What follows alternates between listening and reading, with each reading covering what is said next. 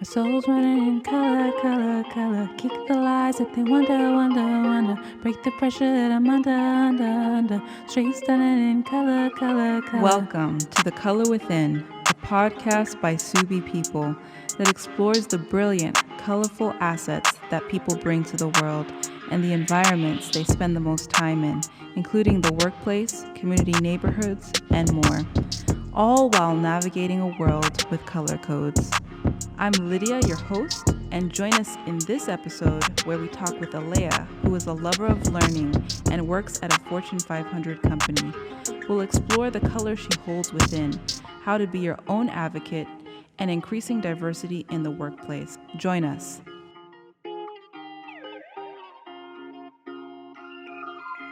Tell us more about where you're from and more about your ethnic heritage. Yeah, sure. So I am born and raised right here in the U.S. I grew up in Chicago. Mm-hmm. I've lived here my entire life. Haven't really strayed, too far from my kind of stomping ground, so to speak. But I love the city. We've talked before about how, we have issues and things and problems that we're trying to, resolve here in the city of Chicago, but it definitely is home for me. And I really do love it here. Awesome. As far as my ethnic heritage, like when you first mentioned that, I had to think a little bit about what is my ethnic heritage. Do I have a heritage? It's, one of those things can be, that can be a little bit difficult to pinpoint. But it did lead me to kind of think about when I was growing up. There was this show that I used to watch called Know Your Heritage, where these high school students across the city would be quizzed on Black history. And I remember watching that show and kind of learning about that. And then when I was in elementary school, we had like these pictures of these Black historical figures just everywhere around the school. I mean, you could not turn a corner where you didn't see a picture of, these amazing people that achieved these incredible things in the past. Yes. And being taught about those individuals and having a lot of pride about these incredible people that came before me that kind of paved the way for, equality, who showed me that I can really achieve anything that I want, despite the fact that in our society, with Black people, we are sometimes told that you can't achieve these things, you can't do it. You don't have the intelligence, you don't have the resources, you don't have the whatever, you're lacking. But yet there are these people who were born before that really dispelled that myth. Right. And so it really made me feel very proud about where I come from and just that connection to like these historical figures that really became examples for me to emulate and to follow.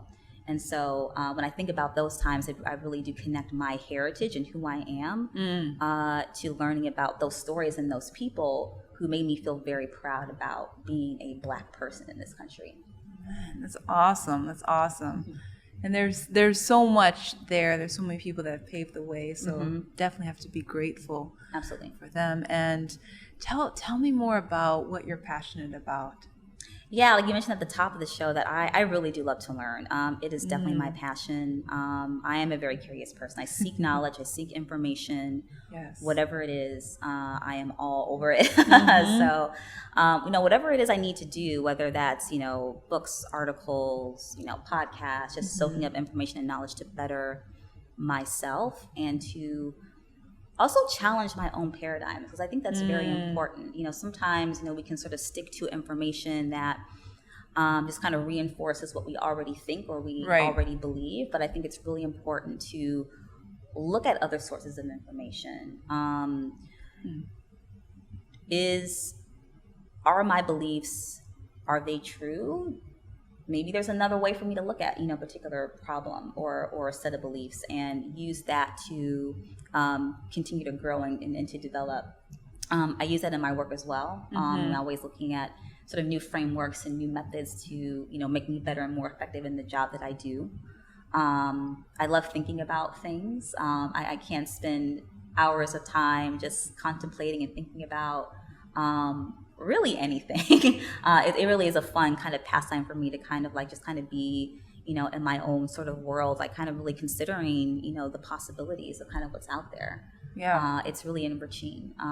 So yeah, I really am passionate about that. And I think when you are passionate about learning, I think opportunities and the possibilities of what you can do really just opens up, right? Like you're not just sort of pigeonholed to it has to be a particular way. You know, it really can be whatever you want it to be. And I think planting that seed starts with knowledge and starts with learning. Yes, it's awesome.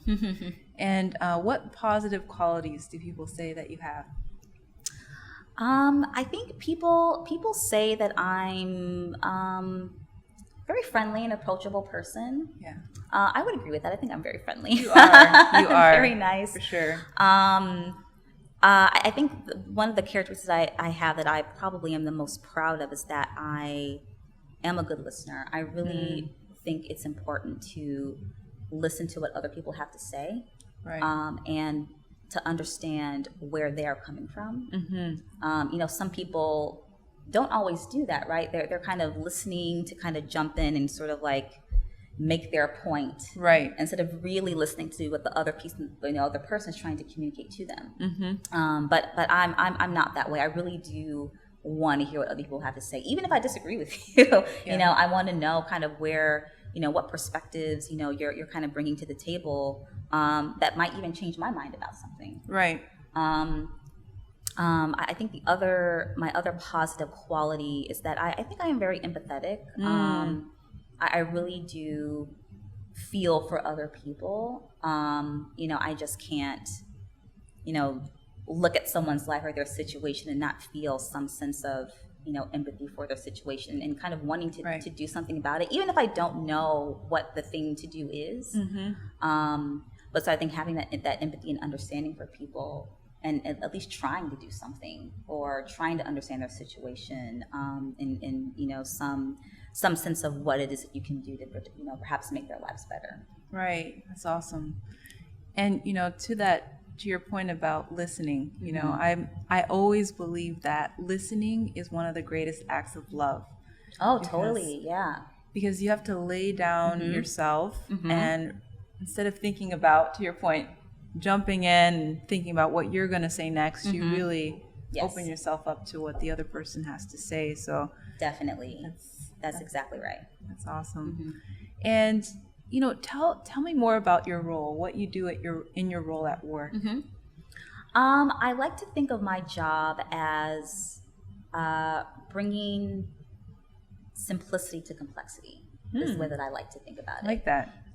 You know, my role includes a lot of you know, process improvement, you know, optimizing operations for shared services area, you know, the company that I work for, which is a procurement function. And there's also a fair amount of my work that also intersects with, you know, change and, you know, communications.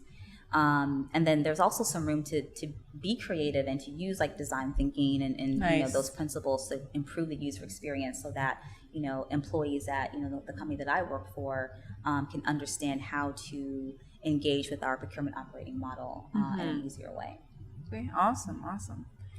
And have you ever experienced, whether it's in this job or a previous job, somebody seeing your talents, your gifts, and just wanting you to grow and thrive? I have experienced that. Yeah, definitely.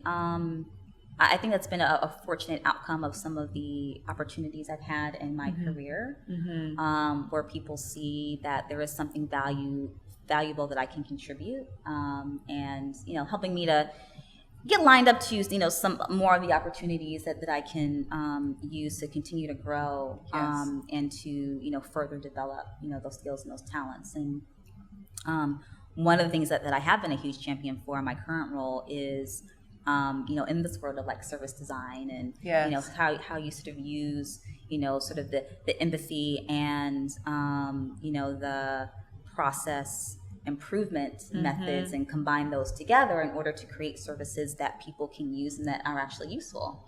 And, you know, there's nothing currently in my job description that says that, you know, I have to know something about those particular methods, but I believe in them and I think that they are really important and useful. And so I just try to weave them in where I can, and try to teach people about them and, experiment with them. Like I facilitated a workshop where it was basically a process design workshop. Oh, nice. I've done, other, types of projects where I've used, those sort of user experience type of methods in the work that I do. And it keeps my role and the work that I want to do just fresh and new, right? Nice. And sometimes when you do work for a while, it can start to feel kind of stale and sort of boring, like what else is out there? But for me, when I seek out other ways to look at the work that I do, it keeps me excited about it. It keeps me wanting to keep doing it. Right. And learn about other ways that I can apply those methods and be more effective at it.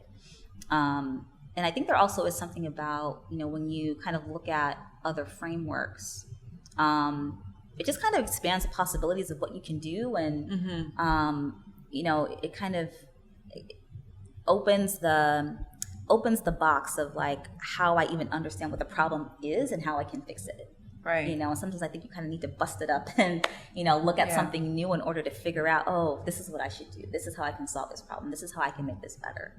That's definitely a huge area that I'm a big champion for. Yeah, that's awesome. That is awesome. And can you tell me, at work, we have a global workforce, and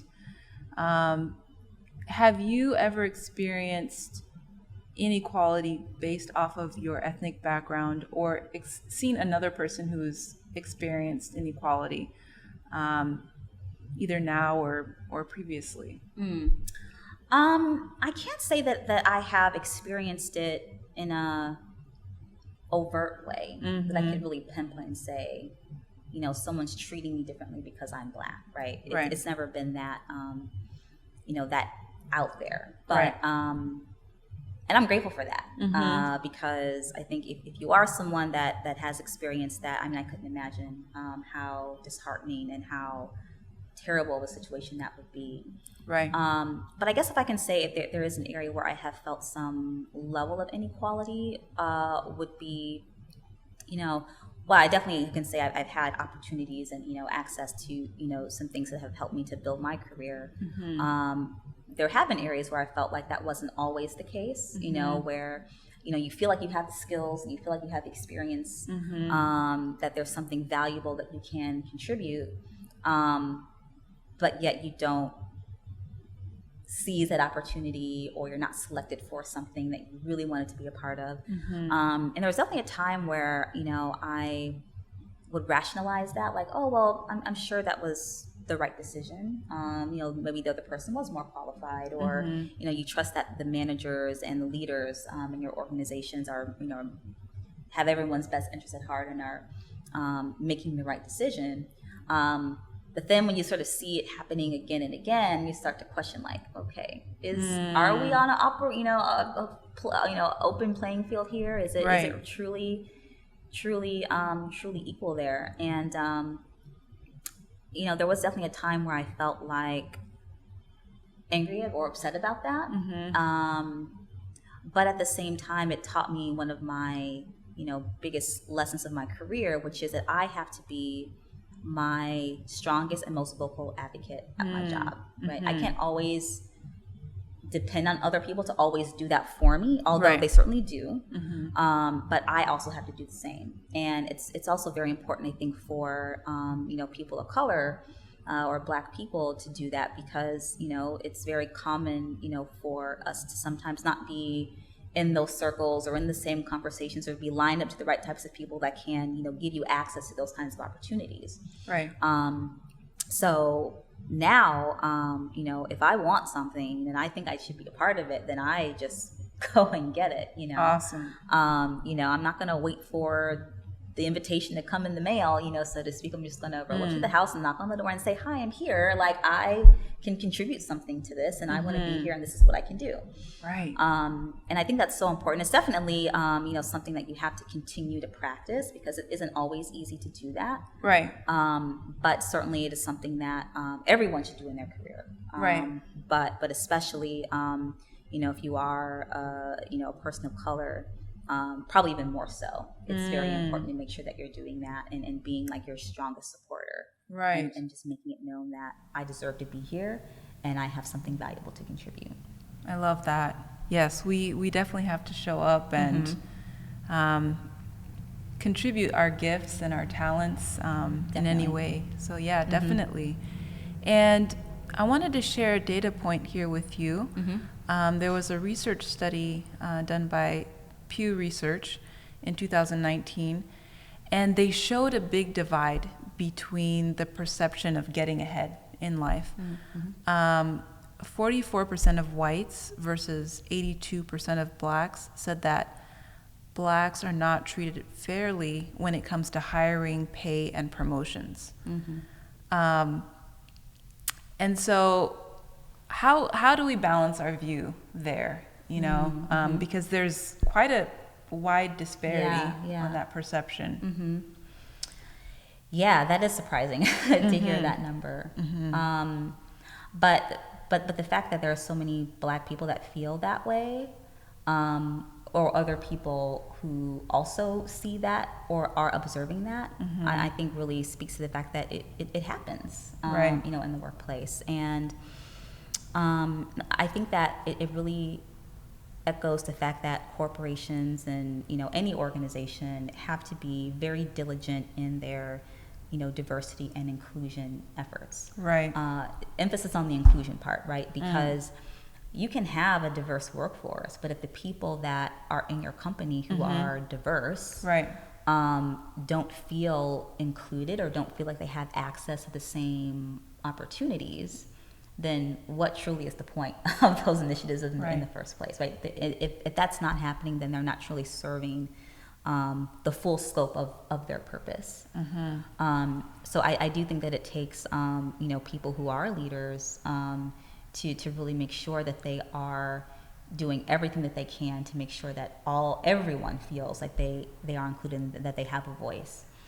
I think further to that, I think even employees, I think there's a lot of emphasis that we put on what the leaders should do. But the employees also, I think, need to speak up and say, we see this and we need to keep talking about it. We need to keep bringing visibility to it. And not just sort of being content with, oh, we have a diversity training or whatever it is, and like, okay, that's one and done. We don't have to talk about this anymore. But I think that we can and should hold our leaders accountable to making sure that we are truly making good on those pledges for diversity and inclusion and making them true and real, not just something that's nice to put on your website, you know, or in your company brochure. Absolutely, yes.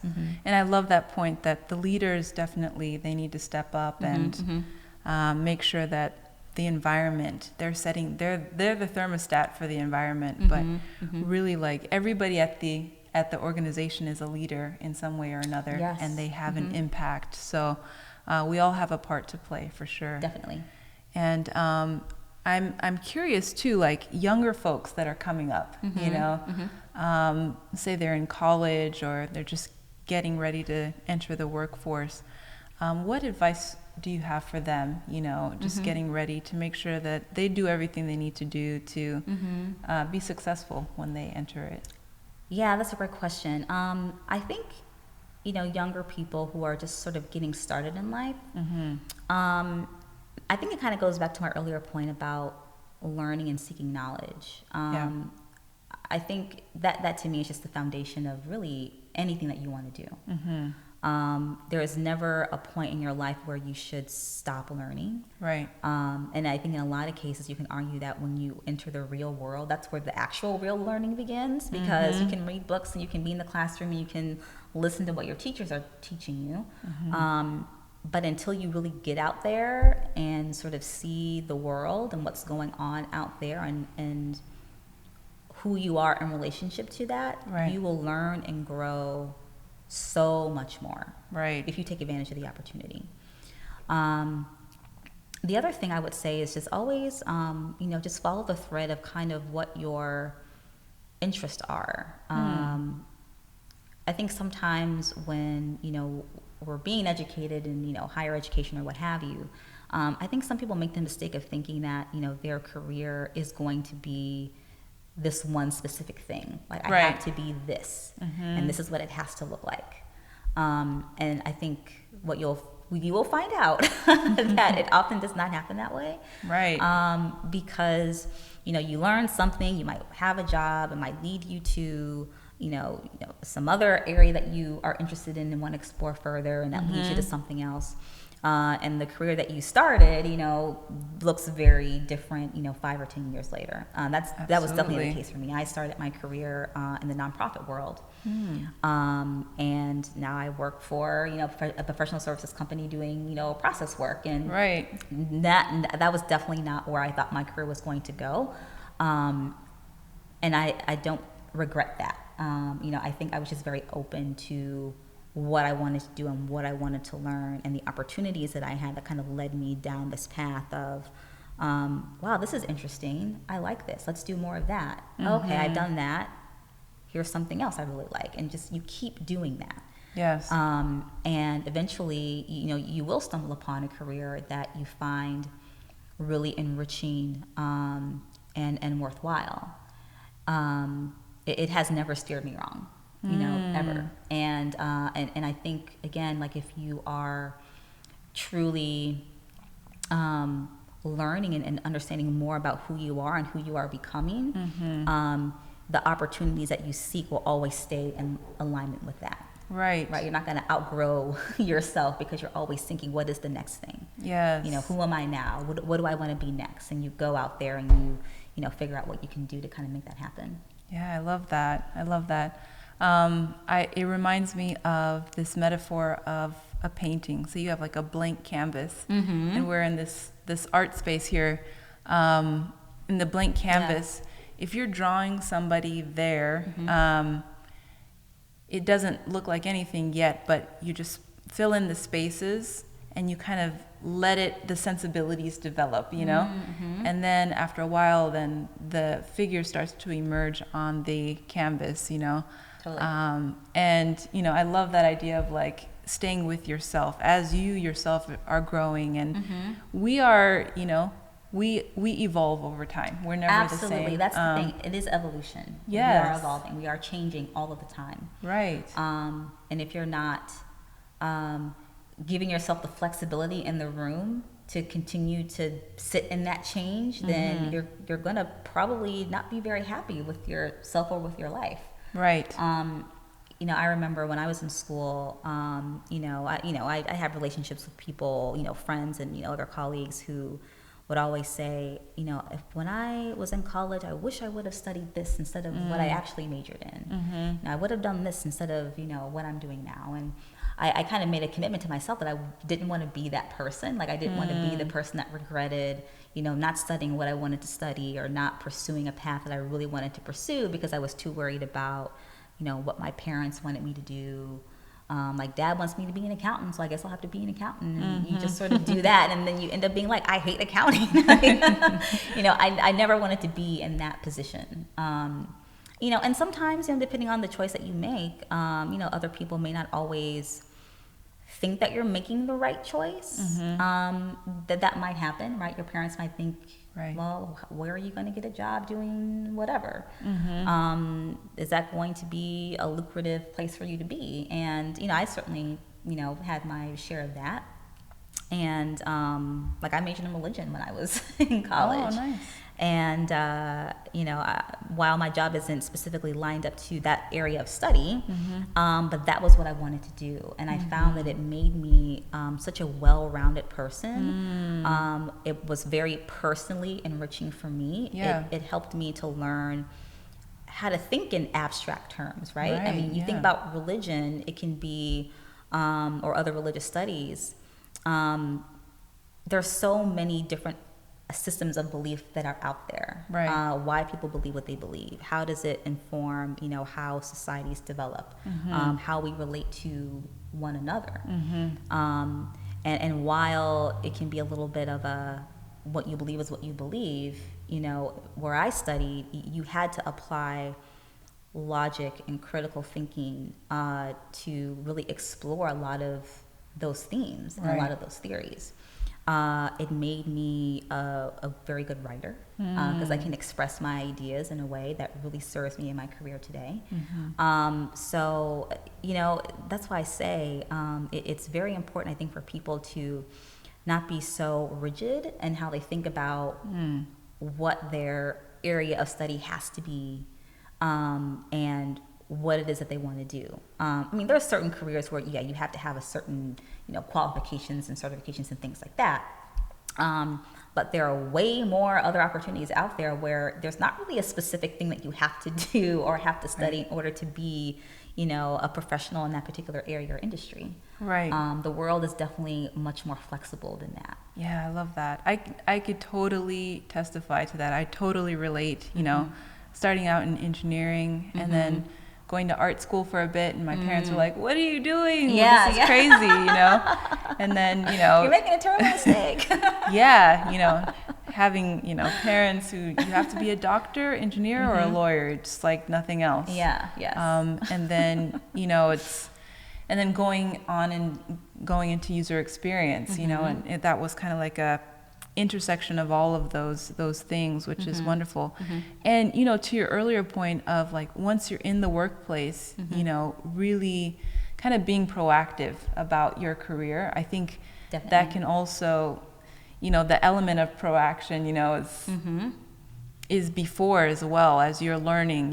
Once you find something that you love and it really moves you, you should go ahead and just take the steps to go after it. And definitely, absolutely. Yes. It's so funny you mentioned art school. Like one of the projects that I worked on at work was with a consulting company, and one of the managers that I worked with went to art school, and he was especially really good at articulating a message, visualizing it, making it meaningful for people, which you wouldn't think that a consultant would have an art background. Yeah.